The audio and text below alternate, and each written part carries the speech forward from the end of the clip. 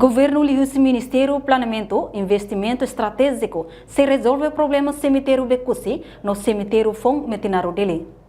Ministro Planeamento e Investimento Estratégico Gastão Francisco de Souza, jornalista Sira, foi remata encontro e a sala reunião Ministério da Administração Estatal dele, segunda-feira, lonsa no Recém ida fulan setembro, tinan reunroro no Recém tolo. Tur ministro, dados nebe ia usia autoridade município de Likatak, rate bekusi quase espaço lá ia ona, atau hakoi mate phone, tan ne precisa tebes buka alternativo ida, ou em saber ia espaço hori bela hakoi mate e sincera. Informação, dados nebe que apresenta a autoridade município de Likatak, mai kata rate bekusi na comuna, no alternativo em si tabela espaço da bela itine mal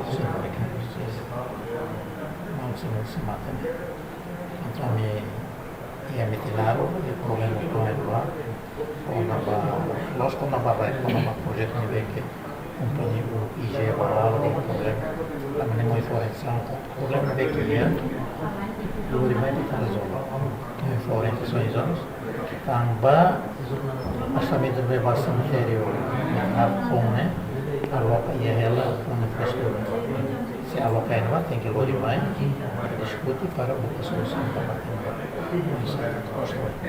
então a informação adiantada a construção do barrio né e a ona mas é lá sem problema. Quando ba cemitério ia metinaru nia dehan, se ia problema balung quando ba projeto nebe uluk ize halau, no orienta ona o insa bela resolve problema refere, li husi loke cemitério phone ia metinaru, tama orçamento mos aloca ona.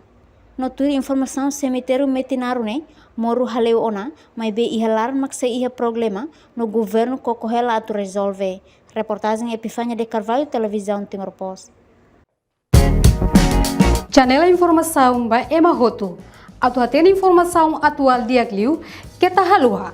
Haneha botão subscribe, like, halo comentário no faixa do media social hoto.